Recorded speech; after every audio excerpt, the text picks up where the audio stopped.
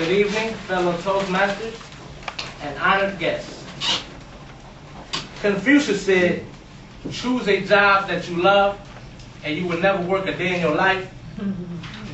Personally, I don't like working, but I do agree with him on that. And this evening, I will share with you a story of how my hobby became my labor of love.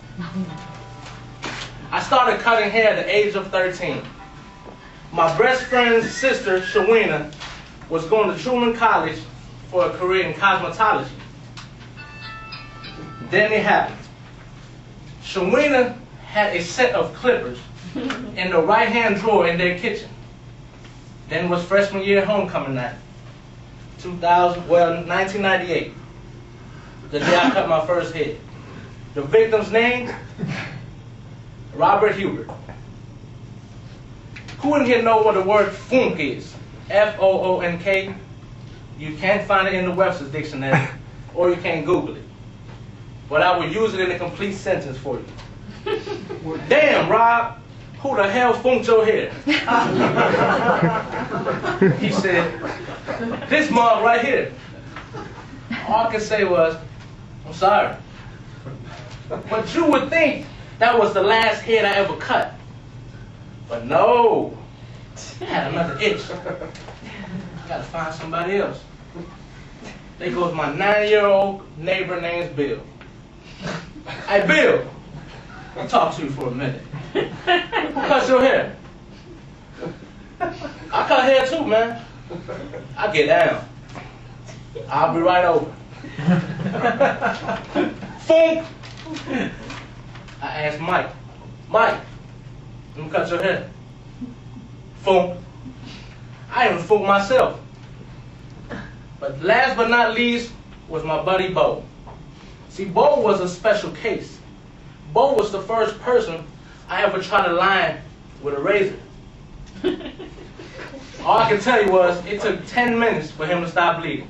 I still cut Bo today. I only cut his hair, but not his face.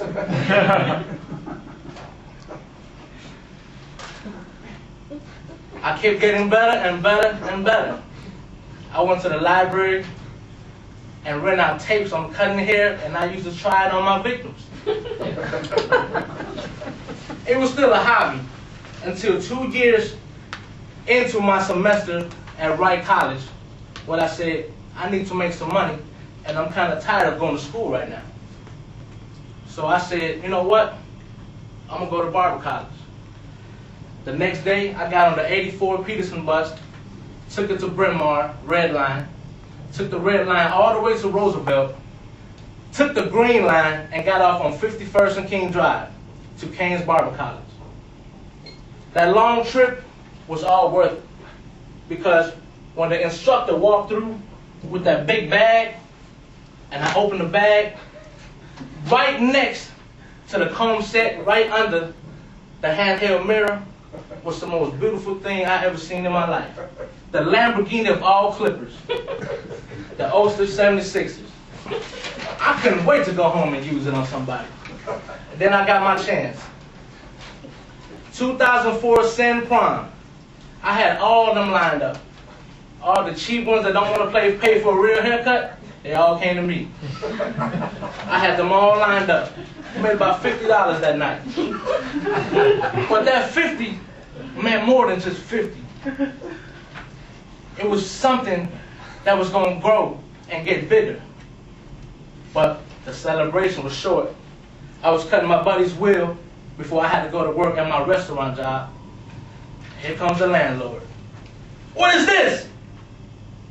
This is not a store. It's a laundromat. I said in my head, this is my store.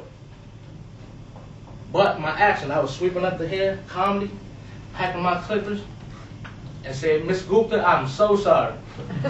This is the last hair I will cut in your basement. So I went home that night. I remember cutting my buddy's Ola. My buddy's name was Ola. I cut him a week before. He mentioned his cousin Lionel's auntie had a shop on Broadway. So I called Ola. I say, Ola, I need that number. And ladies and gentlemen, The rest is history. I've been working at this shop for 6+ years, and 3 months ago, I just quit and opened my own establishment. And now, I'm using that as a vehicle for me to do something else that I have passion for. Barbering, cutting hair, got me my own home studio. It made my schedule flexible so I can take classes for TV production, and now I have my own cable access network TV show called The Riceman Show. It also took me to New York, took me to Dallas to a success symposium, and now I am pursuing my career in motivational speaking because I conquered that mountain, now I want to conquer another mountain. And how funny that a hobby can become your labor of love. Thank you.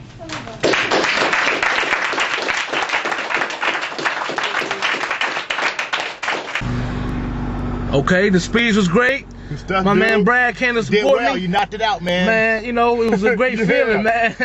Woo, I was nervous as hell, man. I was nervous as hell. But you know, when I got up there, man, it was good. After that, right. Like, after the first laugh, shoot, I got him. So, you know, man, now I'm gonna have a few drinks. Yeah. My day is not over. I gotta go to Can TV to edit my show. You on the move. So stay tuned, cause the Riceman Show ain't over yet. Yeah.